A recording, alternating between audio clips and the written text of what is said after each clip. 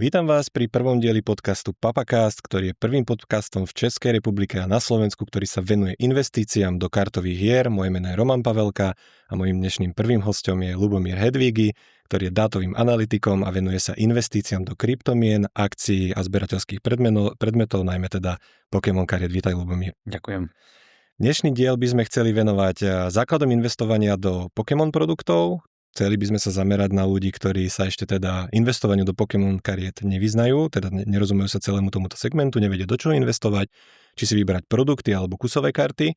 Čiže bol by som rád, keby sme im vnúkli taký náhľad, že do čoho by teda investovať mali, čo má potenciál aj podľa teba v najbližších rokoch rásť nejakým spôsobom na hodnote, aby tam bolo nejaké pekné zhodnotenie, ktoré teda porazí buď akciové indexy, porazí kryptomeny, alebo teda aj nehnuteľnosti ideálne, lebo ako vieme v tých predchádzajúcich rokoch tie zberateľské predmety zásadným spôsobom rástli, to zhodnotenie bolo niekde na úrovni 90 až 95% ročne pri tých najlepších setoch. Čiže Ľubomír, tá prvá otázka, ktorú sa ťa opýtam je, že keď investuješ do Pokémon kariet, či si vyberáš zabalené produkty alebo kusové karty a prečo? Tak ďakujem ešte raz za pozvanie. Ono je to ľahká otázka, ale dosť komplexná odpoveď, pretože oba tieto segmenty, aj sealed produkty, aj karty, majú svoje pre a proti.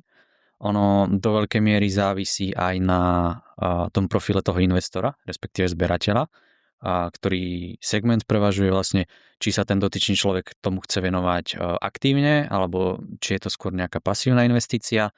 A vlastne treba si vybrať potom tú správnu cestu.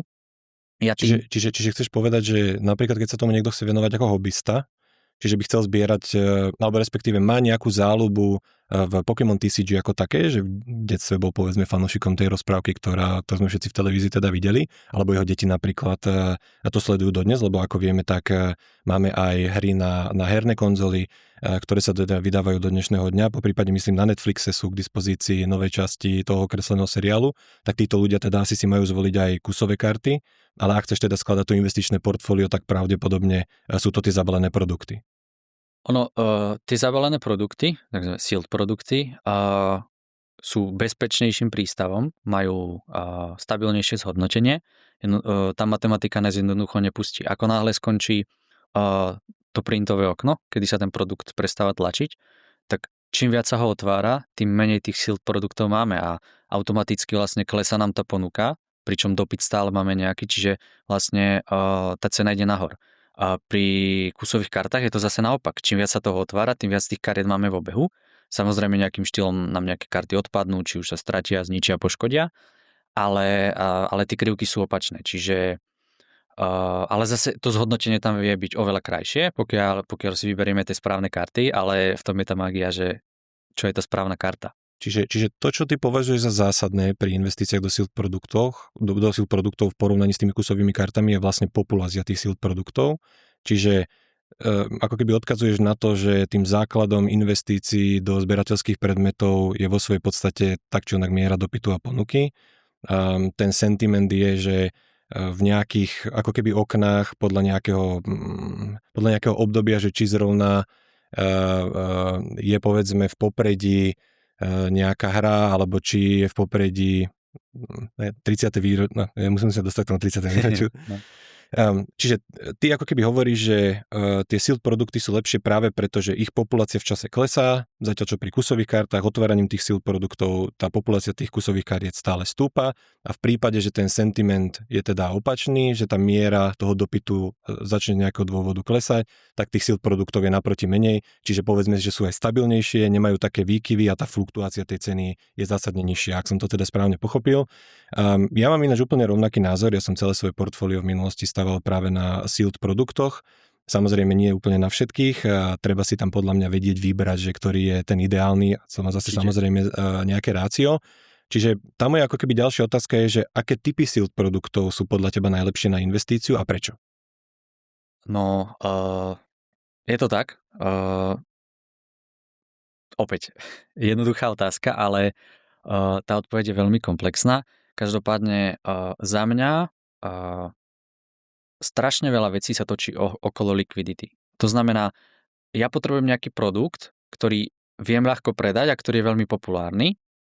A z hľadiska vlastne sealed produktov je to klasický booster box, prípadne booster bundle, alebo Elite Trainer box. To je taká sveta trojica, ktorá má vždy dobrú likviditu. Vlastne hodí sa či už pre zberateľov do poličky, alebo povedzme pre hráčov, alebo na otváranie. Booster box má najlepšiu cenu vlastne per pack.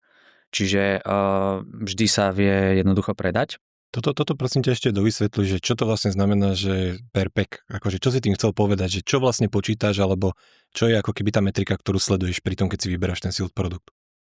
Ono, vždy v podstate všetko musíme rozrátavať na tie balíčky, pretože to je tá nosná hodnota toho celého produktu. Toto je problém hlavne pri kolekciách, že často sú nadhodnotené vyššie, než je reálne cena toho obsahu. Keď si to spočítame, balíčky, ktoré tam máme, nejaká promokarta, prípadne nejaké odznačky a podobne, tak všetky tieto prvky navyšujú tú cenu per pack. Vieme si samozrejme odrátať promokartu, ale opäť sa bavíme, že je to z investičného hľadiska nákladnejšie, predať neviem, odznačiky, karty a preto je najjednoduchšie kupovať jednoducho produkty, kde sa viem dostať tou cenou vlastne per pack čo najnižšie. Pretože tým pádom aj to moje zhodnotenie do budúcna je vlastne najvyššie a vlastne o tom celé vedieť si to celé vyvážiť. Čiže ako keby ten výpočet toho price per pack počítaš ako celková obstarávacia cena produktu delené počet tých Pokémon balíčkov, ktoré sa nachádzajú vnútri a tak ti vlastne vidia ako keby tento tvoj index, ktorý sleduješ. A teda ako dobre si to poznamenal, platí, že pri množstve týchto kolekcií, ktoré majú pridanú hodnotu nezmyselnými promokartami, ktoré vo svojej podstate z dlhodobého hľadiska nikto nechce, alebo ten výnos na týchto promokartách nie je taký zásadný ako pri tých zabalených produktov, práve preto, že tá populácia tých promokariet stále rastie, zatiaľ čo tie zabalené produkty sa či už prostredníctvom zberateľov alebo rôznych livestreamov alebo v rôznych obchodoch otvárajú na tie kusové karty, takže populácia tých boostrov klesá, tak je určite lepšie investovať do tých produktov, ktoré sú zabalené. A tieto kusové karty tým, že tá ich populácia stále rastie, tak ako keby nedávajú význam ani v tom ako keby samotnom výpočte, pokiaľ teda nejde o nejakú kusovú kartu, ktorá je limitovaná pre nejaké obdobie, ako napríklad pri rôznych výročiach a vieme, že to print okno, kedy sa ten produkt bude tlačiť, je relatívne malé. Tie produkty máme teda jasné, ja len doplním, že za mňa je veľmi zaujímavá investícia aj do samotných balíčkov ako takých. Ja dokonca kúpujem veľakrát aj tie kolekcie. Tie kolekcie rozbalujem na tie balíčky a tie balíčky si skladám do takých ako keby krabíc po 400-500 balíčkoch. Prečo to robím je dôvod, že každý z týchto zabalených produktov má v budúcnosti na nejaké, ja to volám, že sealed premium. A to sealed premium znamená, že tá fólia, ktorá je na tom spotrebiteľskom balení, dodáva nejakú extra hodnotu, ktorú ale v budúcnosti veľa tých ako keby shopov, ktoré by to od teba mohli vykúpiť, alebo tých streamov nechce platiť navyše, lebo tiež počítajú toto cost per pack ratio. Čiže ja už od začiatku cieľim na produkty, kde toto cost per pack ratio mám čo najnižšie a potom tie samotné boostre v budúcnosti ja likvidujem. Dnes podľa mňa platí, že drvivá väčšina tej likvidity pri týchto starších produktoch je tvorená rip and shipmi, to sú teda živé vysielania, ktoré predávajú tieto zberateľské balíčky tomu koncovému zákazníkovi, tomu koncovému zákazníkovi ich na tom streame otvárajú a následne mu posielajú tieto karty. A toto je obrovským trendom momentálne v Spojených štátoch amerických a rôzne streamy z týchto Spojených štátov amerických vykupujú práve tieto staršie boostre na to, aby to tam tým zákazníkom predávali následne s nejakým ziskom. A výhoda toho boostru je v tom, že aj v rámci toho shippingu je to ako keby najmenšia forma objemovo, čiže posielaš ako keby čistú váhu a aj ten shipping ako taký je najlacnejší. Čiže z tohto dôvodu ja ako keby investujem hlavne do tých boostrov ako takých, čo si ty ako keby teda nespomenul, ale samozrejme aj booster box je fantastický, len naozaj je problém ho pri tej zvýšenej cene v budúcnosti už predať. Ako napríklad teraz, keď sa pozrieme na Evolving Skies, ktorý dnes už stojí 2350 €, tak je už veľmi málo ľudí, ktorí tých 2350 € sú ochotní zaplatiť, pokiaľ nejde o nejakých investorov, ktorí veria, že to ešte pôjde na aspoň dvojnásobok. A tým rip and shipom sa to vlastne neoplatí kupovať, lebo samotné loose boostre presne tak sú lacnejšie. Akurát ešte, ja by som rád spomenul pri tých loose boostroch. Dnes vidíme, že ten trend je všelijaký s podvodníkmi a podobne. A je to asi skôr také pre nováčikov nejaké varovanie alebo upozornenie, že kupovať loose boostere od nejakých neoverených predajcov môže byť nebezpečné, pretože tam vzniká viacero rizik, či už že sú tie balíčky znovu prebalené, prípadne sú to nejaké fake balíčky, alebo sú prevážené, pokiaľ máme nejaké sety s godpackmi. Čiže tam si treba dávať veľký pozor, že súhlasím, že loose boostere sú dobrá investícia a dobrý spôsob, ako aj za málo peňazí si nejakým štýlom poskladať to portfólio, ale dôležité je kupovať to od tých overených predajcov, pretože pri snahe povedzme ušetriť a maximalizovať si tú efektivitu sa dá veľmi ľahko sklznúť do toho bodu, že prídeme o peniaze kvôli nejakému podvodu a videli sme to už aj na československých skupinách viacero takýchto prípadov, čiže treba fakt vyberať dobre. Veľmi dobre si teraz aj otvoril tému, že a kde teda nakupovať? Kde je to teda podľa teba bezpečné a čo je podľa teba tá ako keby správna vstupná cena do toho investičného portfólia? Lebo vieme, že hlavne teda v minulosti platilo, keď sme nemali ako keby taký hype okolo Pokémon produktov, ako máme dnes. Dnes už to zdieľa pomaly každý influencer. Máme túto dobu aj teraz u nás v Česku a na Slovensku. Platí to aj v zahraničí. A otázka teda znie, že koľko peňazí do toho investovať, kde to nakúpiť a čo je tá správna cena. Lebo máme veľkoobchodnú nákupnú cenu, obidvaja vieme, že cena booster boxu v nákupe bez DPH je niekde okolo 88 až 90 eur. Potom sa pozrieme na ponuku maloobchodnú prostredníctvom rôznych e-shopov na Slovensku a v Českej republike, kde tá predajná cena je 250-300 eur. Medzi tým máme tzv. MSRP, čo je maloobchodná odporúčaná cena, tá je myslím pri booster boxe, ak sa nemýlim, 150 eur, alebo 155, 149,90 to je myslím, alebo teda 154,90. A pri akej cene si to teda máš kúpiť? Je dnes dobrá doba vôbec investovať do týchto produktov pri týchto maloobchodných cenách, lebo k tej veľkoobchodnej cene sa len tak niekto nedostane. Áno, na to, aby si dneska získal registráciu na distribúcii, musíš už teda mať nejaký zabehnutý shop, musíš mať nejakú kamennú predajňu, robiť organizované hranie, čiže dostať sa ako keby do tejto distribučnej schémy je veľmi náročné. Aj napriek tomu, že splníš nejaké podmienky, tak nie každý dostane tú príležitosť, keďže produktu je málo a tých, ktorí ho dopytujú, je enormné množstvo, hlavne teda aj na tej B2B úrovni. Tak čo je podľa teba dobrý vstup? Oplatí sa teda vôbec dneska do toho investovať, alebo treba čakať, alebo čo je tvoj názor?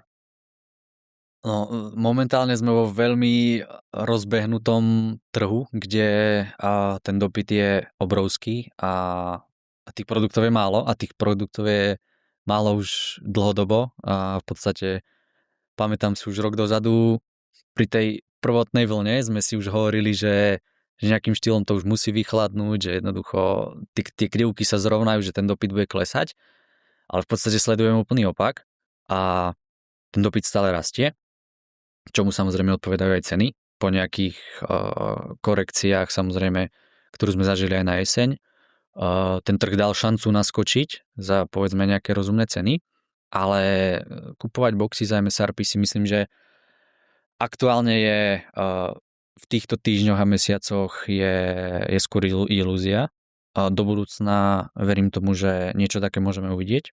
Sice nemáme vešteckú guľu, ale vieme, že jednoducho raz sa ten predajný tlak zrovna, teda nákupný tlak zrovna s tou ponukou a vtedy MSRP môžeme vidieť, ale jednoducho musíme pracovať s tým, čo máme dnes a dnes je to veľmi náročné. No, povedzme si taký príklad. Máme tu set Phantasmal Flames alebo Destiny Rivals. Destiny Rivals je podľa mňa ako keby veľmi dobrý príklad. Teda vieme, že tá nákupná cena tých shopov je na úrovni 88 až teda 90, v niektorých prípadoch 92, 95 podľa toho, na akej úrovni ten shop je a akú má históriu. Ale myslím, tá maloobchodná cena jedného boxu je teraz na úrovni asi 350-400 eur. Ja to popravde úplne nesledujem. Už neviem, či sme aj cez 400, akože posledné týždne to úplne. Ale vieme napríklad o Destiny Rivals, že je to relatívne nový set. Vieme, že môže trvať 2 roky od releaseu toho setu, než skončí nejaké printové okno toho setu. A teraz riskoval by si ty vstup alebo teda vytváranie tej pozície pri tejto cene s tým vedomím, že to môže klesnúť ako keby blízko k tej veľkoobchodnej nákupnej cene. A prečo to hovorím je, že tí, ktorí tu v tom trhu boli a investovali v roku 2022, 2023, 2024 v tej prvej polovici hlavne vedia, že na európskych marketplaceoch v tomto čase tá cena za jeden nový box bola na úrovni 90, 95, 97 eur, áno. Čiže platilo, že tie mnohé obchody predávali do straty tie svoje boxy len kvôli tomu, aby udržali nejakým spôsobom zdravý cash flow. A ja som vždy ako keby držal teóriu, že pokiaľ nakupuješ blízko veľkoobchodnej nákupnej ceny, tak nemáš čo stratiť. Hej, že aj v zlých časoch je to vlastne dobrá investícia, lebo to najhoršie, čo sa ti môže stať na konci dňa, je, že budeš mať pár pekných krabíc s pár peknými kartičkami, ak si fanúšikom aj toho hobby ako takého alebo zberateľstva a urobíš si z toho nielen teda ako keby investičné portfólio, ale aj vlastné hobby a investuješ do toho len také množstvo peňazí, ktoré si ochotný stratiť. Toto ako keby platilo vždy v tom mojom prípade, že nikdy množstvo Pokémon produktov, ktoré som mal, alebo množstvo peňazí, ktoré som do nich mal nainvestované, neprekročilo 5% celkovej hodnoty môjho investičného portfólia. Ja sa teda hlavne venujem tým nehnuteľnostiam. Tak som vedel, že ja vlastne ako keby nemám kam padnúť. Ale dneska je to nemožné, vieš, že teraz je otázka, že kúpiť ten box za 400 eur, alebo snažiť sa nájsť nejaký dobrý deal niekde na skupinách, prostredníctvom nejakých prepredajcov, ktorí ti to predajú za 250-280 eur a veriť, že už to vlastne pôjde iba hore, lebo dneska vidíme, že ten sentiment na trhu je akože veľmi bullish, všetci sa teda tvárime, že začal nový supercyklus a že všetko už bude teda raz do nekonečná, každý, kto dneska do toho dá euro, bude milionárom, čo si ja teda osobne nemyslím. Takže či teda existuje pri 400-eurovom boxe, ktorého nákup je takýto, ten správny vstup, podľa teba? A ak existuje, či vnímaš alebo nevnímaš riziko, že pod túto tvoju nákupnú cenu to ešte môže klesnúť? A ak, tak kedy? Čo sa týka investovania ako všeobecnosti, ja sa riadím tým, že jednoducho, ak už mi ten vlak ušiel, tak sa ho nesnažím chytať, pretože ten Destin Rivals je skvelý príklad, že teraz po pol roku od releaseu cca stojí 400 eur, čo je úplne bezprecedentná situácia. A ja sa priznám, že mne ten set ušiel. Ja som čakal, že vyklesa, ale nevyklesal. Ale to, čo ja teraz nerobím, ja nenaskakujem, nechytám tú paniku, že už ho nechytím a že ho musím silou mocou mať. Ten trh nám ponúkne vždy nejaké príležitosti a jednoducho, keď mi jedna ujde, tak sa objaví iná príležitosť. Takže určite by som za takéto ceny nekupoval, pretože to moje pomyselné break-even, to znamená moja nákupka, je strašne vysoko. A ten potenciál nahor samozrejme je. Môžeme sa o mesiac pozrieť, ten booster box bude stať 500-600 eur. Je to možné. Ale tie nejaké šance, že to padne a ja budem vlastne v strate a budem to držať, aby som to nepredával v strate, tá šanca tam dramaticky rastie s touto cenou rastúcou. S tým, že stále sa bavíme, že je to pol roka starý set a ešte máme minimálne 1,5 roka, kedy nevieme, čo sa stane.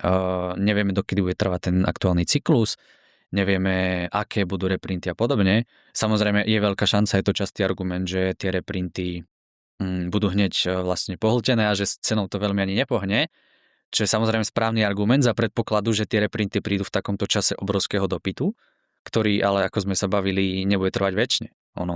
Môže sa stať, že tento rok ešte vďaka výročiu budeme rásť a ten reprint príde povedzme o rok a my uvidíme booster boxy Destiny Rivals za 150-200 eur. Ja si myslím, že sa to stane a tá pravdepodobnosť je hraničiaca s istotou. Ja ako keby mám také životné tvrdenie, že len 3 veci sú akože nekonečné. Jedno je samozrejme vesmír, druhé je ľudská hlúposť a tretie je možnosti Pokémon Company tlačiť karty. Musíme si uvedomiť, že je to obchodná spoločnosť, ktorá má svojich akcionárov, jej cieľom je samozrejme dosahovať zisk a ona ako keby na tom, že na secondary markete sa boxy predávajú za násobok svojej pôvodnej hodnoty, ona sa nemá živý cent. Čiže to, ako tá spoločnosť na tom tie peniaze dokáže zarobiť, je, že navýši alebo nájde teda spôsob, ako vytlačiť viac kariet, doručiť viac zabalených produktov na trh a tým pádom zvýši ako keby svoje obraty a svoj zisk. Čiže ja verím, že v nadchádzajúcom období toto Pokémon Company dostihne. Ona funguje teda viacerými spôsobmi, niečo sú nejaké vlastné tlačové kapacity a nejaké kapacity si prenajíma od subdodávateľov. Vieme, že Pokémon Company urobila najväčší prenájom v Spojených štátoch amerických na komerčný priestor za rok 2025, kde ich dcérská spoločnosť Millennium Printing Company bude stavať nové tlačiarne, čo vo svojej podstate garanciou toho, že v budúcnosti tie produkty ešte uvidíme. Čiže ja by som vôbec by som neprepadal nejakému FOMu, že teraz treba niečo kupovať zbytočne na silu za tieto premrštené ceny.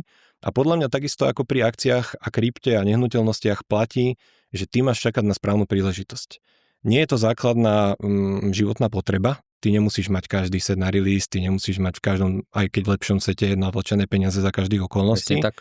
A to, že ten trh a tie obchody, ktoré z toho žijú, ti tlačia do hlavy, že už vytvárajú ti to FOMO a tvrdia ti, že už nikdy to nebude a teraz to musíš urobiť, ináč ten vlak nestihneš, je podľa mňa niečo, voči čomu sa treba veľmi efektívne obrniť a zamyslieť sa nad tým, že či chceš riskovať svoje peniaze na slovo ľudí, ktorí zarábajú na tom, že ty im tie peniaze necháš.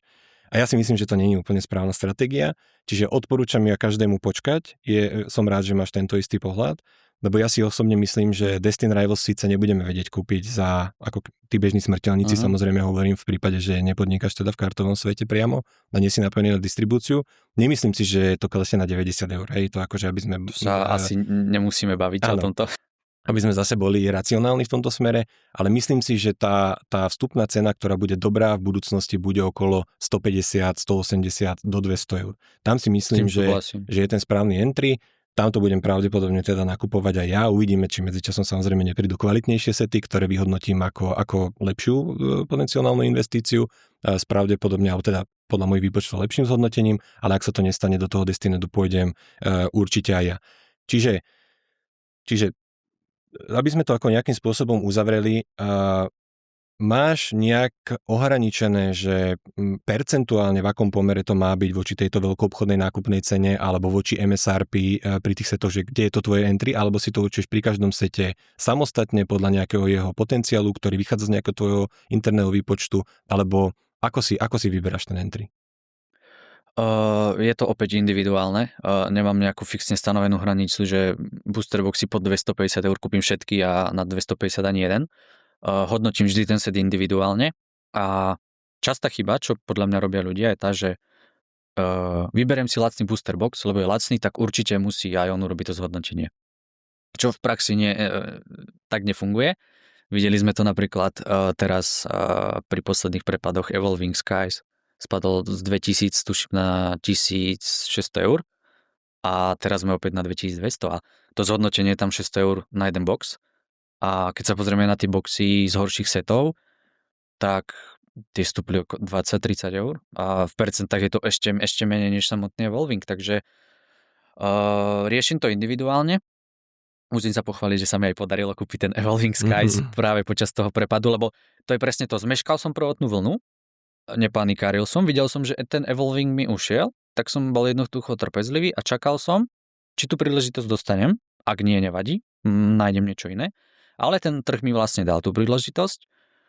Videl som, že jednoducho nejakým štýlom už mi prišla tá 30% korekcia dostatočná, videl som, že stále je to proste kráľ Sword and Shield éry a za tú cenu mi prišlo fajn ho kúpiť a aj so šťastím, lebo to k tomu patrí. O týždeň po mojom nákupe už sme boli späť na cenách 2000 eur, takže vždy to posudzujem individuálne a myslím si, že takýmto štýlom k tomu treba pristupovať a neriadiť sa logikou, že keď je nejaký booster box lacný, tak musí dohnať ten zvyšok, lebo tie percentá nepustia a to často lepšie zhodnotenie nám urobí v percentách aj ten produkt, ktorý už vyrástol, pretože jednoducho je o ňoho záujem a ten záujem ho ženie nahor. Ešte jednu zaujímavú vec, ale musíme doplniť, lebo pred chvíľou sme ako keby zhodili Destin Rivals za jeho kúpu za 400 eur. Odnočili sme ho teda za dobrý set. A teraz ako keby si povedal, že rád kúpiš Evolving Sky za 1650 za štvornásobok teda ceny Destin Rivalsu. A treba podľa mňa doplniť pre diváka, že prečo si ochotný Evolving kúpiť za 1650 a prečo Destin Rivals nie si ochotný kúpiť za 400. To je hlavne ten argument, som mal pripravený, že to je presne to dvojročné printové okno, že bavíme sa o nejakom navýšení tlačiarenských kapacít a podobne, ale ono sa to týka tých setov, ktoré sú nové. A tie si to odnesú najviac a medzi ne patrí aj Destin Rivals, ktorý je tu pol roka. Ale proste Sword and Shield éra už sa tlačiť nebude. A ak sa aj kapacity navýšia kľudne 10-100 násobne, k tých starých setov sa to nedotkne. Čiže To je náš bezpečný prístav, kde môžeme vlastne ten náš kapitál alokovať a v podstate toto riziko vyššieho printu vieme eliminovať vďaka starým setom, ktorých sa to nedotkne. Samozrejme, pokiaľ sa začne tlačiť úplne hlava nehlava, ceny nových setov budú klesať, tak dotkne sa to celého hobby a celého vlastne trhu, ale najviac si to odnesú práve tieto čerstvé sety, ktoré budú padať k tých MSRP, ale tie staré sety budú proste spokojné, usmiaté a investori v nich budú spokojní tiež, lebo ako vrajím, určite sa ich to dotkne, ale nie tak, ako tie čerstvé sety. Takže toto je ten hlavný rozdiel, že prečo Evolving skúpim rád za 1600 eur a Destined si radšej nechám ujsť a pokiaľ mi dá príležitosť naskočiť, tak ho rád kúpim, ale tá racionalita tam teraz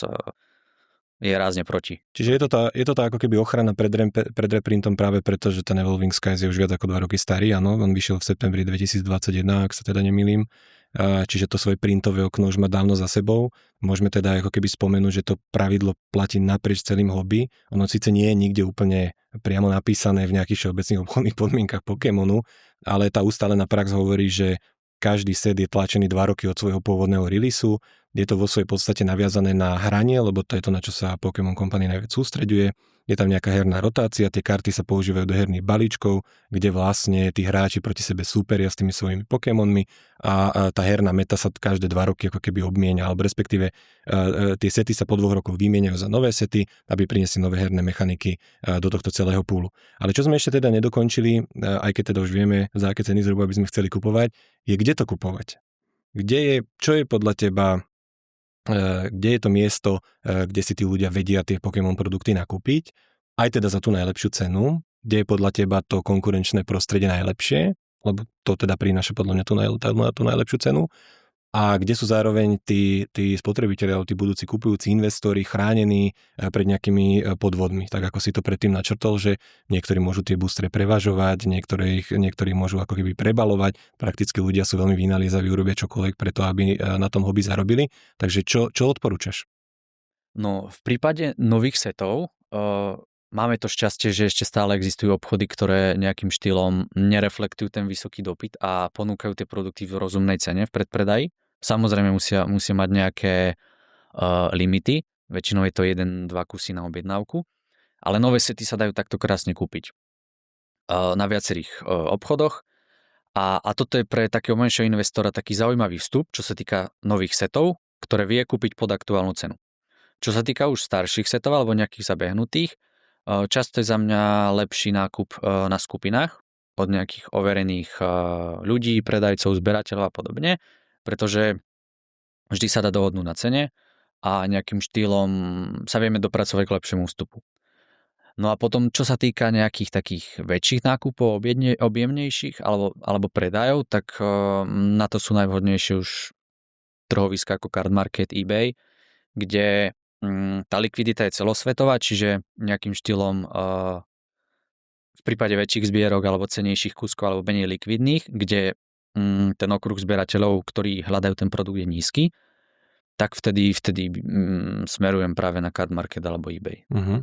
Ja rozlišujem ako keby 3 také predajné siete. Jedno je Mass Market, kde teda vnímam ako takých serióznych hráčov na Slovensku spoločnosť Dráčik, spoločnosť Smarty. Po novom sa k Mass Marketu pridali aj spoločnosť Kaufland, Lidl. Prečo som to bol aj Billa? Výhodou podľa mňa týchto mass marketov je v tom, že oni ponúkajú tie produkty za cenu MSRP. Tým, že sú to veľké nadnárodné spoločnosti, ich vo svojej podstate nezaujíma, že na secondary markete sa to prepredáva za nejakú sumu, oni tam majú pevne stanovenú maržu, držia sa tých odporúčaných cien od Pokémon Company a za toľko to predávajú. Tá druhá sieť sú za mňa teda kartové obchody, takzvané špeciálky, ktoré veľmi radi zneužívajú tú situáciu, veľmi radi si tam prihazujú tie svoje masné marže, pod teda nejakou zámienkou, v ktorou som teda ja mal tu nejakú skúsenosť, že v prípade, že by si tam oni tú masnú maržu nedali, tak by niekto prišiel vykúpiť a tvárime sa, ako keby neexistovala možnosť poznať svojho zákazníka, dať nejaký limit na účet, limitovať to iba pre staršie účty. Ja si myslím, že tých mechanizmov je dostatočné množstvo.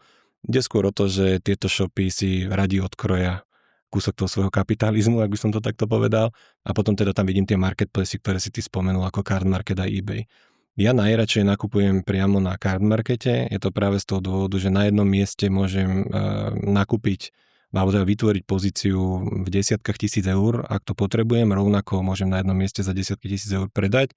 Je tam samozrejme nejaké fee, ale je to najbezpečnejšie, najrýchlejšie, je to overený prostriedok, a ako si sám povedal, sú tam zákazníci z celého sveta, čiže netrpím nejakými lokálnymi deformáciami českého alebo slovenského trhu, lebo jednou z tých možností sú samozrejme tie facebookové skupiny, ale mám pocit, že tým, že sme ekonomicky slabšie krajiny v tom západnom svete, tak veľmi ťažko sa tu predávajú 2-3 tisíc eurové boxy, alebo teda case, fabrickým spôsobom zabalené booster boxy. Takže ja volím skôr Cardmarket a eBay a to v podstate odporúčam každému aj kvôli ochrane toho aj kupujúceho, aj predávajúceho v tomto prípade. Otázka teda znie, že ak teda dobre nakúpime, vieme, že tá cena ideálne čím najnižšia, čo najbližšie k MSRP, to hlavne platí pri dobrom trhu. V zlom trhu sa vieme dostávať dokonca blízko k tým veľkoobchodným nákupným cenám bez DPH, prostredníctvom týchto marketplaceov ako Cardmarket a eBay. No ale teraz otázka znie, že už keď vytvoríme tú pozíciu a máme ju, tak kedy vlastne predávame? Kedy si berieme ten zisk? Komu to predávame? Kde je tá likvidita? V akých obdobiach tá likvidita je, poprípade v akých není? S tým máš tiež určite už nejaké skúsenosti a taktiež, lebo zažil som niekoľko tých trhových výkyvov, či smerom nahor alebo nadol. Tak skús mi povedať taký tvoj názor, že kedy a kde teda predať a či si stanovovať nejaké časové ciele alebo si stanovovať ciele v nejakom výnosovom percente alebo čo je vlastne tým cieľom.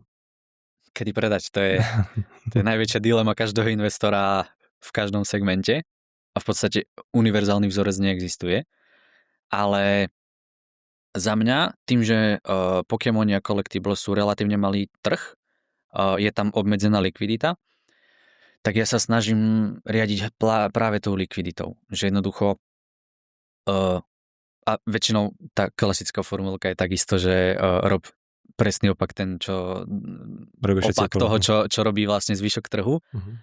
A v Pokémonoch to platí dvojnásobne, lebo všímam si to, že pre mňa ako investora zoceleného kryptomenami a inými trhmi Pokémon je stále do veľkej miery tvorený začiatočníkmi a zberateľmi, ktorí nie úplne dokážu zvládať tie emócie a tie výkyvy trhu a sledujeme to vlastne v prípade rastu je obrovský dopyt a obrovská likvidita, čo je pre mňa ten bod, keď vidím, že vlastne všetci sa snažia nakupovať, všetko rastie, tak vtedy sa snažím odprávať portfólio, ak vidím, že je to neudržateľný parabolický rast, pretože rast o desiatky percent mesačne alebo za pol roka je jednoducho neudržateľný a tá korekcia príde. Vlastne videli sme to na jeseň minulého roka, kedy viaceré produkty rastli fakt, že 10% za týždeň, čo je úplne bezprecedentná situácia. Takže to sú momenty, kedy sa snažíme exitovať, ale vo všeobecnosti platí, aký je zase profil toho investora. Či ja som ten zberateľ, že ja si to kúpim, ja to budem mať na polička vo v skrini 5-10 rokov a neriešim tie krátke výkyvy a viem, že ak Pokémon neskrachuje, tak je obrovská šanca, že na tom pekne zarobím.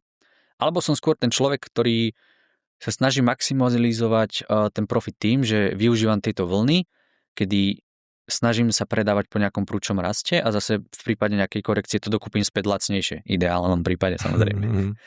Ale to už je opäť závisí od profilu toho človeka, či chcem sa tomu venovať, chcem to aktívne sledovať, alebo počkam si na nejakú príležitosť, kúpim si to a pár rokov to neriešim a potom to predám. A v podstate nemusím sledovať novinky, nemusím sledovať nové sety a podobne, pretože v konečnom dôsledku ma to nemusí trápiť.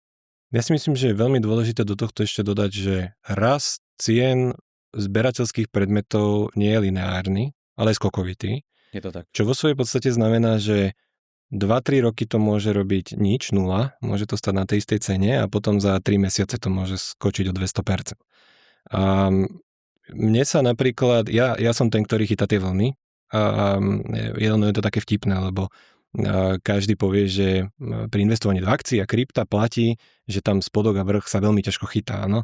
a v prípade, že sa ho snaží chytiť, alebo napríklad takí tí day tradery, ktorí obchodujú na dennej báze, nedokážu byť z dlhodobého hľadiska profitabilní, lebo nevieš úplne odhadnúť ten sentiment, nemáš tie insider informácie, nedisponuješ takým množstvom dát, ktoré ti spoľahlivo hovoria, či máš kupovať alebo predávať, alebo čo máš vlastne robiť. Čo sa mne páči na tých zberateľských predmetoch je práve to, že tieto vlny je možné časovať, povedzme prepad alebo rast je možné predikovať týždne dopredu. To ti mnohokrát stačí na to, aby si urobil to správne rozhodnutie. A ja robím vyššie výnosové percento, než je taký ten klasický rast tých setov za tie roky tým, že chytám spodok a vrch. A chytám ho vďaka tomu, že mám tie informácie z distribučných schém, mám tie informácie od rôznych insiderov a viem, čo mám očakávať. Čiže viem, že napríklad tento produkt sa teraz reprintne, bude ho takéto množstvo, alebo tento produkt sa už nebude printovať vôbec. A ten čas, ten rozdiel v tom čase, kedy sa to dozviem ja a kedy sa to dozvie tá ako keby široká verejnosť, je mnohokrát teda v týždňoch, takže ja už viem robiť tie správne rozhodnutia skôr ako všetci ostatní. Čiže mne sa veľmi páči táto stratégia toho chytania toho spodku a toho vrchu. A rovnako platí, že ja sa tiež snažím predávať v čase, keď sú tie produkty na vrchole, lebo obrovským problémom celého tohto zberateľstva, investovania do zberateľských predmetov je práve tá likvidita. Ono síce platí, že existujú výkupy prostredníctvom rôznych kartových obchodov, ktoré platia k dnešnému dňu napríklad 80-85% hodnoty týchto produktov, ale toto oni robia iba v prípade, že ten trh sa má dobre. Je to tak. Ja som zažil ten zlý trh a vtedy nechceli vykupovať za 65, za 70%, lebo oni sami nemajú peniaze, oni majú problém s vlastným cashflowom, mnohokrát majú nejaké nájmy na tie svoje predajne, majú kvantum zamestnancov, okrem iného majú obrovské sklady, ktoré sú nafúknuté tovarom a ten tovar nikto nechce kľudne 2-3 roky, čiže aj oni musia trošku diverzifikovať a nie sú ochotní vtedy vykupovať. Čiže preto to je podľa mňa dôležité a je to možno jediný segment alebo jediný investičný segment na svete, kde treba chytať vrch a spodok a je to podľa mňa najefektívnejšie. Lebo zase platí, že to, že sme mali nejaké výsledky v minulých obdobiach, čo sa týka nejakého zhodnotenia, není zárukou toho, že tieto výsledky dosiahneme aj v obdobiach budúcich. A toto je podľa mňa jedna z vecí, na ktorú sa treba zamyslieť, keď tie pozície vytvárame, lebo dnes síce tie čísla znejú akože fantasticky, že keď si kúpil First Edition Based Booster Box v roku 1999 za $100 a dneska stojí $1 000 000, alebo pán Paul to myslím teraz predal prostredníctvom boostrov na Rip and Ship za 1,3 milióna, to myslím vyšlo na ten break, tak ono to znie vynikajúco. Aj ten Evolving Sky znie vynikajúco 2021 do dnes, 2350 eur zo 100 eur a tak ďalej. Ale platí, že ono to vlastne v tom čase, mne sa to dostalo k dnešnému dňu, také rúžové nebolo. Ten Booster Box Evolving Sky v čase, keď vyšiel, sa dal kúpiť okolo 100 eur a on sa tak dal kúpiť pol roka a reálne my sme mali vtedy svojho dodávateľa, ten shop už dneska neexistuje, ktorý dostal také množstvo tých boxov, že mi volal, či si nekúpime viac, lebo že on teraz naozaj potrebuje peniaze, lebo na ten cash flow už nejakým spôsobom krváca a ja som povedal, že už ďalšie boxy nechcem, lebo ich tak strašne veľa. Potom sme videli nejaký rast, ktorý tu bol v priebehu povedzme roku 2022, keď prišli prvé informácie o tom, že sa to už ďalej tlačiť nebude, ale potom tu bola agónia 2023-2024, kedy ten box rástol, že skoro o nič. On existoval, on už spravil nejaké percento, ale čokoľvek iné v tom období by mi spravilo lepšie peniaze, ako mi spravili vlastne tieto booster boxy. A až teda po tom skokovitom náraste to začalo robiť tie pekné percenta. Čiže áno, dneska keď si to rozpočítame, tak booster box Evolving Skies robil ročne 100% pri zloženom úročení, áno. Čiže znie to fantasticky, ale vlastne to nebola pravda počas celého toho obdobia. Čiže za mňa je ideálne časovať trh a vyberať si tie okamihy na investíciu, kedy sa tomu trhu vôbec nedarí. Nikto v ňom nie je. Každý sa to potrebuje len zbaviť a predávať vtedy, keď všetci nakupujú. A to je presne v období, ako je to teraz. Keď je ten trh celý vyhypovaný, každý do toho chce nalievať peniaze, všetci influenceri o tom rozprávajú, aké to fantastické hobby, každý zrazu vstupuje do rôznych kartových spoločností a toto je to obdobie, kedy týmto ľuďom, ktorých oni prilejú, treba predávať, lebo oni tieto skúsenosti z tej histórie nemajú. Čiže toto je napríklad taký môj postoj, že nedržať to zbytočne dlho, keď cíti, že už ti to spravilo dostatočné množstvo peňazí, že to zhodnotenie je už zaujímavé, tak take profit. Presne tak. Dobre si zhrnul, že tu sa to dá relatívne dobre časovať ten vrch a spodok, pretože na rozdiel od kryptoakcií a iných sfér, ktoré sú väčšie, my nebojujeme proti obrovským fondom, my nebojujeme proti algoritmom rôznym na trading a podobne. Jednoducho tu dokážeme byť v tej špičke vďaka tým informáciám a správne informácie, správny čas sú 95% úspechu v tomto segmente. A to je vlastne to, prečo sa tu dá byť fakt dobre úspešným, ak sa jednoducho naviažeme na tie správne zdroje a dokážeme byť profitabilní. Takže tu úplne súhlasím, že nejakým štýlom sa to časovať dá a treba využívať tie príležitosti, ktoré máme. A Aký máš ešte názor na supercyklus? To je taká ďalšia otázka, ktorú som sa ťa chcel opýtať, lebo o tomto sme sa vlastne nikdy úplne priamo nebavili. A teda tá teória vychádza z toho, že už nikdy tu MSRP nezažijeme, lebo ten aktuálny bull run trvá dlhšie, ako trvali tie posledné. A zatiaľ ten obzor je taký, že prichádza 30. výročie, tie produkty budú pravdepodobne zaujímavé. A dokonca aj Pokémon Company priamo spolupracuje s rôznymi zahraničnými influencermi, ktorí majú stovky miliónov followerov na Instagrame, kde vlastne pôsobí tá cieľovka ľudí, ktorí zbierajú, investujú do takéhoto niž segmentu. A myslíš si, že od dnes otvárame teda supercyklus? Lebo ja som síce povedal, že výsledky minulých období nie sú zárukou tých budúcich, ale rovnako to platí aj opačne, áno? Že tak ako nie sú zárukou toho, že to bude rásť, nie sú ani zárukou toho, že to bude padať, môžeme vojsť do nejakého supercyklu. A teda tá teória toho supercyklu hovorí, že od dnes už Pokémon Company nikdy nechytí množstvom svojho printu ten dopyt, ktorý na trhu existuje a že napríklad už nikdy neuvidíme produkty za MSRP na secondary markete. To je ako keby tá logika. Či si myslíš, že toto bude realitou, alebo príde k nejakej stabilizácii a ak tak kedy? Ono dôležité je si uvedomiť, že 90% toho celého pohybu sa odohrá v 10% vlastne tej celej časovej osy. A myslím si, že zrovna sme v tých 10% tej časovej osy, takže teraz môžeme čakať najvyššie zhodnotenie, pretože máme množstvo tých katalizátorov, ktoré nám podporujú ten rast, vrátane výročia. Videli sme teraz na Super Bowl reklamu s Leclercom z formuly, s Jamalom z futbalu, Lady Gaga tam spievala. Takže myslím si, že teraz sme práve v tej rastovej krivke, ale za 10 rokov v krypte som počul, že sme v supercykle asi 10 krát. A teraz, keď sa pozrieme, sme tam, kde sme. Sme v najhoršom stave za posledných 8 rokov. Takže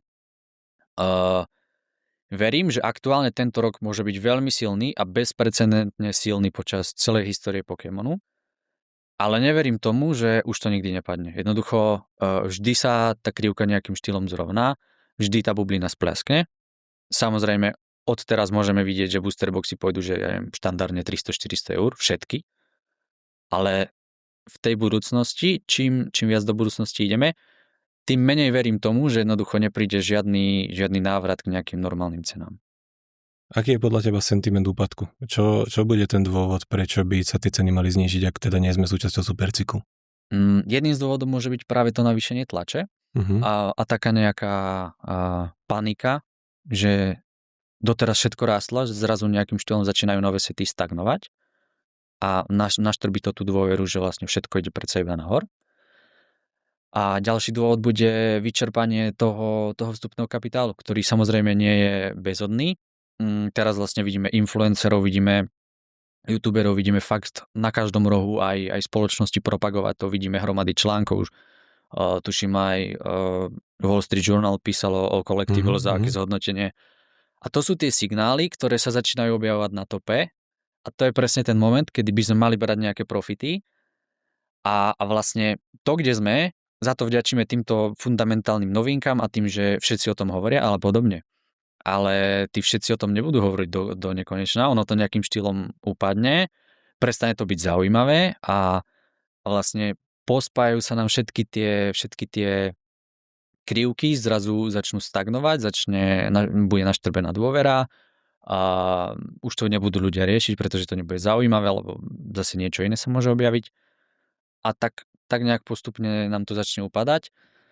A ten úpadok býva často dlhý, bolestivý, nebýva to, že spadneme na 2 mesiace úplne na dno, ono to väčšinou býva také pozvolné a trvá to bohužiaľ dlho. Trvá to tých 90% zase nového cyklu, kým sa to vlastne celé vyčistí, kým sa zase dostaneme na normálne ceny, nikto o tom nebude rozprávať a a tam bude zase ten moment, kedy budeme najviac pozícií chcieť naberať práve v tejto dobe, kedy o tom, že nikto nehovorí.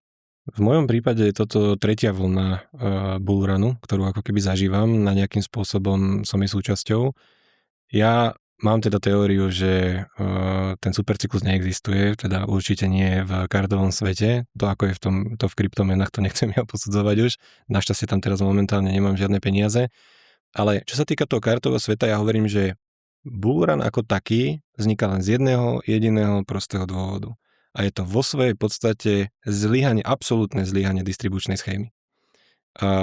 Lebo keby bolo dostatočné množstvo produktu správny čas na pultoch predajní, tak by ten bullrun ani nevznikal, lebo jeho mnohokrát nekatalizujú ho ten záujem tých zberateľov, ale mnohokrát ho vystrelí nahor práve záujem tých resellerov, ktorí na tom chcú iba zarobiť krátkodobé peniaze.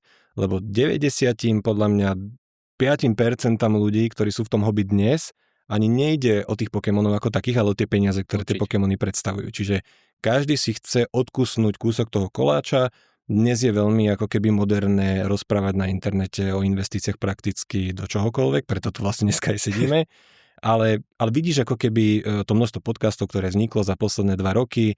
Na Slovensku máme napríklad veľmi úspešný Money Talk, kde teda pán Dubec hostil už mnoho ľudí, ktorí sa venovali akémukoľvek segmentu. A ja vidím, že v mojom okolí tí moji rovesníci, každý jeden z nich rieši akúkoľvek investíciu. Každý chce z čohokoľvek získať nejakým spôsobom peniaze a chce využiť ako keby tú modernú vlnu. A myslím si, že aj s nástupom AI je to stále dostupnejšie pre tú širokú verejnosť. A toto isté platí aj v tomto Pokémone. Ak raz však ten Pokémon Company zefektívni tú svoju výrobu, či už to bude teda nástupom AI, alebo nejakou zmenou tej logistiky, alebo zmenou nejakých základných princípov distribúcie týchto produktov, tak sa môže stať, že aj keď príde ten ako keby výkyv, že príde ten sentiment, ktorý odpáli ako keby ten neskutočný záujem o to hobby, 35. výročie, zase nejaký set s evolúciami alebo čokoľvek, tak ak oni budú schopní v reálnom čase reagovať dostatočne veľkou printovou kapacitou a ten set nevyrastie okamžite po jeho release na 2-3 násobok, ako tomu teda sme svedkami teraz, tak ten bullrun vlastne nezačne.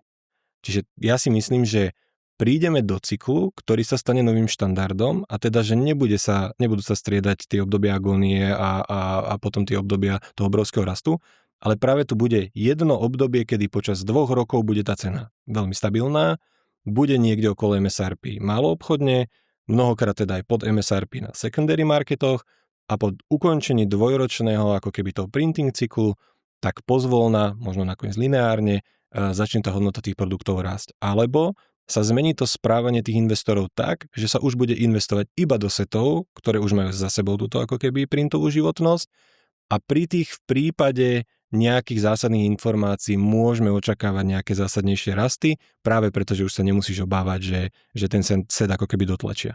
Čiže ja som dokonca taký skeptik, že ja už ani neočakávam nejaký zásadne silný bullrun, aj keď teda v minulosti sa to stávalo, je vidieť, že vždy sa tá spoločnosť, tá Pokémon Company adaptovala na tie nové podmienky. Že ten prvý bullrun, ktorý existoval, bolo na release, lebo vtedy fičala celosvetová tá rozprávka, tých produktov bol nedostatok, lebo každé jedno dieťa na tejto planete, pravdepodobne všetci nás dvoch, chcelo zbierať Pokémonov. To bolo niekde okolo roku 2000, 1999 až 2001. A potom sme tu mali vo svojej podstate agóniu až do roku 2016, 17, 18. Hej. To obdobie do tohto času tie boxy nerastli nikam. Že keď si to rozpočítaš, aké zhodnotenia robili 15 rokov, tak sa ti to oplatilo dať do čohokoľvek. Ako naozaj, že oni neporážali nič. A potom prišiel COVID, všetci sme si sadli doma na gauč, nemohli sme nikam ísť, boli bubliny, zrazu všetci mali veľa peňazí, vlastne nechodil na kávičky, nechodil si do reštaurácie. Amerika dostala helikopter money. Amerika dostala helikopter money a každého zrazu napadlo, že idem sa venovať svojim hobby, však ja mám teraz veľa času, chodia mi peniaze, všetko je v poriadku, nemám výdavky. A toto bol ako keby ten katalizátor v roku 2020, ktorý teda odštartoval nejaký bullrun. Len to, čo sa stalo, je, že Pokémon Company trvalo asi rok a pol, myslím, než sa adaptovala na tieto nové podmienky, oni zásadne navýšili tlač, dokonca to myslím bolo nejakých až 200% voči tým ako keby predcovidovým obdobiam. A potom nastal ten úpadok, lebo oni raz dobehli ako keby tú mieru dopytu na tom trhu, tou svojou ponukou a mali sme tu situáciu, kedy sa nových setov tlačilo dvakrát toľko, ako keby, než koľko bolo dopytu. Zrazu to nikto nechcel, všetci sa to snažili dumpovať, ten cashflow umieral a trvalo zase rok a pol, než oni zase prispôsobili tú mieru tlače, zase to znižovali na tie pôvodné predcovidové úrovne, aby zase prišiel nejaký katalizátor a zase sa to vymklo. Len dnes vidíme, že tá miera tlače už je dvojnásobná voči tomu, čo bolo počas covidu. Čiže ten priestor medzi tým, kde oni môžu v tej distribučnej schéme zlyhávať, už nie je taký veľký, lebo tá miera tlače alebo tá možnosť tlačiť je zásadne väčšia, ako bola predtým a od roku 2027 vďaka tým novým printovým kapacitám, ktoré momentálne vyrábajú v rámci Millennium Printing v Amerike, sa ešte zásadne zväčší. Čiže niekto im povie, dobre, teraz tlačte dvojnásobok a lusknú prstom, ale zajtra tlačia dvojnásobok. A keď zrazu zistíš, že aj ten najkrajší set nestojí týždeň po release dvojnásobok, tak už ho nebudeš chcieť tak hamižne kupovať a prepredávať na internete. Čiže myslím si, že skôr prídeme do toho, že bude dobre investovať do starších vecí, ktoré sú už teda mimo celého tohto printového cyklu. Ja by som ešte dodal, že z môjho pohľadu to sa asi zhodneme. V dnešnej dobe a do budúcna bude dôležitejšie než kedykoľvek predtým výber správneho setu. Že už to nebude o tom, že ako je teraz, že kúpim si hociaký set, lebo nejakým spôsobom dokáže rásť, aj keď nemusí to byť stovky percent, ale rastie. Ale prídeme do bodu, kde sa môžeme dostať, že neviem, 3 sety z celej éry budú dobré a nejakým štýlom si budú robiť povedzme 10-20% ročne, ale zvyšok proste nebude záujem o to a budú sa motať okolo MSRP, pokiaľ sa navýši tá tlač. A to sa dostávame k tomu, že stotožňujem sa takisto s tým, že kúpovať staršie sety, ktoré sú mimo toho printového okna a z tých viacerých rizik, ktoré hrozia, tak toto najväčšie, čo sa týka množstva tých produktov, dokážeme ho proste efektívne odstrihnúť. A za mňa teda Sword and Shield éra, prípadne ešte aj Scarlet, nejakým štýlom jej prvá polovica, sú taký bezpečný prístav, povedzme, s dobrou likviditou, lebo keď im zase veľmi, veľmi do minulosti, povedzme Sun and Moon je ešte taký veľmi hraničný, ale ešte ďalej, tak síce tie produkty rastú, ale tá likvidita je prakticky nulová. Čiže treba si nájsť taký správne vyvážený pomer, že mám niečo, čo sa zhodnocuje, ale zároveň je to likvidné. A v podstate tú likviditu sme spomenuli už asi 30 krát, čo tu sme, ale toho by sa proste odvíja iba od nej. A to si málo kto uvedomuje, ale je to proste základ vlastne celého hobby.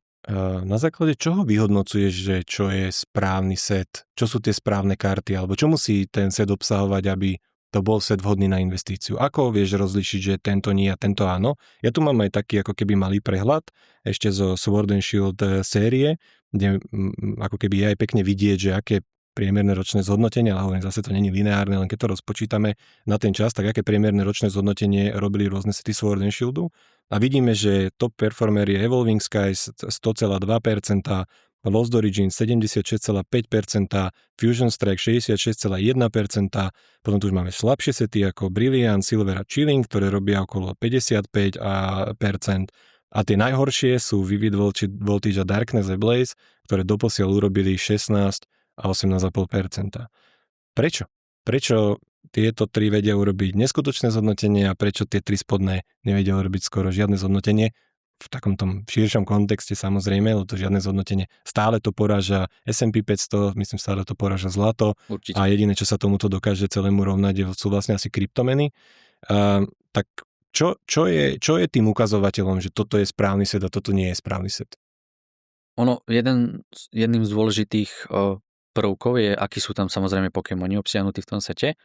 Samozrejme vyhráva na plnej čiare vždy prvá generácia a čokoľvek z nej je takým prvým stavebným kameňom pre úspech toho setu. A pokiaľ sú to fakt, že fan favorite Pokémoni, že úplne z top 10 alebo z top 15 alebo top 20, jednoducho tí z tej špičky, tak už má ten set nejakým štýlom predpoklad k úspechu, pretože obsahuje karty Pokémonov, ktorí tých ľudí zaujímajú, ktorí sa im páčia, ktorých chcú zrejme zbierať. To zase vytvára nejakým štýlom predpoklad a sentiment aj pre investorov, pretože viem, že sú tam Pokémoni, ktorí sú populárni, viem, že bude záujem o ten set, tak ja si ho kúpim. Tým pádom sa tam vytvára ten ďalší nákupný tlak a celé sa to buduje len okolo toho, že vlastne akí sú tam Pokémoni. Za ďalšie v moderných setoch sú to godpacky. Vo veľa smeroch mám pocit, že sa začíname dostávať do takého trošku gamblingu, kedy je to štýlom, že kúpim si balíček za 10 eur a možno mi padne ten godpack a mám karty za 3000 eur. Štatisticky to vyjde, tuším, lepšie ako proste žreby alebo lotéria. A stále je v tom taká emócia a neberiem to ako gambling. Beriem to jednoducho, že otvorím a skúsim šťastie a nejaká karty bude mať. A to dokáže podľa mňa ten set pozdvihnúť o mnoho vyššie, lebo opäť núči ľudí ho otvárať, tým pádom znižuje sa nám vlastne to supply v obehu a tým pádom opäť je tam ten ďalší stavebný kameň, ktorý umožňuje tomu setu rásť. A vlastne vidíme to v tomto novom sete Ascended Heroes, ktorý obsahuje 5 Pokémonov z top 15 fan favorite, čo je dlho sme si myslím, že nemali takúto zostavu v sete. Má godpack. Šanca je samozrejme nízka, ale je tam. A celkovo k tomu ešte zapadajú podľa mňa proste zlé pull ratey. To znamená, že jednoducho šanca je nízka. Veľa ľudí to berie, že to je zlé. Ale ak sú tie pull ratey zlé a niečo mi padne, tak to má jednoducho vysokú cenu. A opäť sa dostávame kvázi do toho gamblingu, že skúsim šťastie, lebo mi padne možno drahá karta. A vlastne celé to na konci dňa je o tom, že donúti tých ľudí otvárať ten set, čím sa znižuje supply, čím sa zvyšuje vlastne cena.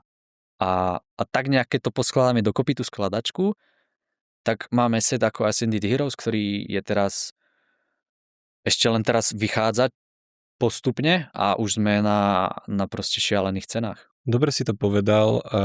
Ja súhlasím s tým, že podľa mňa jedným z hlavných ukazovateľov je faktor hazardu. Ja by som to kľudne takto nazval, tak ako to je. Treba si uvedomiť, že otváranie balíčkov, i keď ho veľmi potrebujeme ako investori, otváranie balíčkov je iba forma hazardu. Je to podľa mňa veľmi porovnateľné s tým, ako že si niekto točí sloty. Akurát ti tam teda nechodia ovocička, ale máš pekné karty. A skôr je ako keby krásnou výhovorkou to, že si súčasťou hobby a si zberateľ. No tak keď si zberateľ, tak si kúp tie karty priamo, nepotrebuješ na to otvárať ten produkt.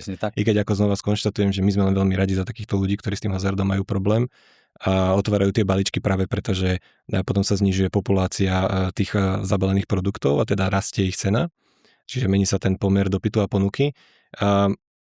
Lebo ako keby vidíš, že aj v dnešnej dobe, aj tie staršie sety rastú hlavne preto, že tie zahraničné repenshipy, teda live streamy, ktoré ponúkajú ľuďom možnosť na diaľku hazardovať alebo točiť si tieto sloty, vykupujú tieto staršie produkty práve preto, že množstvo tých ich zákazníkov má potrebu vyskúšať to šťastie, že za svojich 20 eur, 25 eur, 30 eur si otvorí balíček Evolving Skies, v ktorom môže nájsť 3,5 tisícového Umbreona VMAX Aldart a je to ako keby nevyhnutnou súčasťou toho celého cyklu. Avšak ja mám ináč takú trošku obavu, lebo v Spojených štátoch už to začína prerastať do relatívne veľkého problému. Nie len teda otváranie Pokémon balíčkov, ale otváranie aj športových balíčkov. A vznikajú rôzne programy na liečenie závislostí od otvárania takýchto zberateľských balíčkov, lebo je tam stále viac a viac ľudí, ktorí mnohokrát nechali majetok na otváraní týchto zberateľských predmetov. A ja si myslím, že tento trend sa bude pomaly presúvať aj sem. Dnes už napríklad vidíme, že na sociálnej sieti TikTok, kde množstvo týchto live streamov ako keby vysiela, už dochádza k nejakému spôsobu blokácie týchto živých vysielaní, lebo už je to v rozpore nejakými všeobecnými obchodnými podmienkami, lebo oni to už vidia ako hazard. Čiže ja si myslím, že časom dojde k tomu, že na to, aby si mohol prevádzkovať takéto živé vysielanie, budeš musieť mať normálne hazardnú licenciu, keď tie veci začneme pomenovať správne a vidím, že to vo svete začíname pomenovávať správne. A myslím si, že všeobecne podpora repenshipov aj z hľadiska distribúcie Pokémon produktov začne upadať, lebo Pokémon ako taký má skôr víziu podporovať ako keby deti v nejakom základnom zberateľstve, vymieňaní tých kariet a ty máš ako keby spotrebovať len také množstvo peňazí, ktoré si reálne môžeš dovoliť, kdežto na týchto repenshipoch ako keby dochádza k presnému opaku. Ja by som len dodal, že čo sa týka toho otvárania hazardu vlastne najväčšia hrozba pre tých ľudí je to, že vlastne ty si to ani neuvedomuješ a často jednoducho, že otvorím si sem tam balíček, ale proste neberieš to ako hazard, ale veľa ľudí do toho veľmi ľahko spadne a vieš otvoriť proste produkty za stovky eur, lebo skúsim šťastie alebo chcem kartu na grading a nikto mi nepredá dobrú, tak si ju skúsim otvoriť, ale zase štatistika proste nepustí a jednoducho neoplatí sa otvárať. A druhá vec, čo sa týka toho nejakého blokovania, streamov, tak najväčší problém ja vidím osobne v tých betloch, pretože definícia hazardu je tá, že ty nedokážeš ovplyvniť výsledok, čo v betli vlastne nedokážeš. Takže čisto z právneho hľadiska vlastne Pokémon betly sú gamble a každý, kto tieto betly robí, by mal mať vlastne tú licenciu. A vlastne neriešilo sa to, lebo nejakým štýlom doteraz sa to bralo, že to je komunitná vec a otvoríme si balíčky, zabetlíme si. Ale čím je vlastne ten Pokémon mainstreamovejší, tým viac očí sa na to upiera a jednoducho vynára sa aj tá negatívna stránka vlastne tých repenshipov na svetlo a hlavne tie betle. Ja napríklad mám repenshipy rád, lebo presne ako hovoríš, robia za nás tú dobrú robotu, že znižujú nám supply seal produktov. Áno. Ale tie betly začínajú ísť trošku, sú v takej šedej zóne, respektíve už pod ňou, ale aktuálne sa k ním správame, že je to nejaká šedá zóna, ale súhlasím s tým, že skôr či neskôr si myslím, že sa to buď zatrhne úplne, alebo nejakým štýlom jednoducho bude sa to riešiť určite. Ako podľa mňa v dnešnej dobe už platí a bude to platiť stále viac a viac a myslím si, že tá doba príde, že ktokoľvek, kto bude podporovať repenshipy ako také, tak je to na úrovni, ako keby si podporoval akýkoľvek iný hazardný projekt. Či už sú to nejaké kasína, online kasína samozrejme, alebo stavkovanie. Ale uvidíme. No. Necháme sa prekvapiť tou dobou, ako hovorím, pre likviditu produktov je to vlastne super. Presne. Len si na to určite treba dať pozor, lebo spadnúť do toho vie každý a to posledné, čo chceš, je, aby si svoju investičnú pozíciu jedného pekného dňa rozbalil, čiže neodporúčam prakticky nikomu, aby do tohto smeru zišiel. A na záver mám na teba ešte jednu takú otázku, alebo teda možno by to malo byť formou odporúčania pre našich divákov. Keby si ty teraz musel kúpiť nejaké 3 produkty, akékoľvek z akýchkoľvek setov na investíciu, čo by to bolo a prečo? Prvý produkt ti poviem hneď, pretože som ho dnes ráno kupoval. Sú to Fusion Strike Booster Boxy. Osobne opäť je to niečo, čo už je mimo printu, takže vidím to o mnoho bezpečnejšie aj pri dnešných cenách. Zároveň druhým takým dôvodom je to, že jednak sa mi páči vizuálne, ružový box je niečo, čo často nevidíme, ale hlavne je tam vlastne tá chase karta Gengara, ktorá je cenovo už porovnateľná s Umbreonom z Evolvingu, ale ten box stojí tretinu ceny Evolvingu, takže určite moja téza nie je, že ho dorovná, ale myslím si, že aktuálna cena je okolo 700-800 eur, myslím si, že cez 1000 eur medzi 1000 až 1500 eur je podľa mňa nejaká férová hodnota, ktorú by ten box mal mať na základe tej karty a tých nejakých ďalších prvkov. A ten som sa vlastne nebal kúpiť aj dnes. Čiže máš pocit, že je to pod tým hazardným sentimentom, ako keby, hej, že ten set je natoľko dobrý a tá chase karta je natoľko vyvolávajúca potrebu to otvárať, že vlastne ten set underpriced momentálne k platnosti k dnešnému dňu.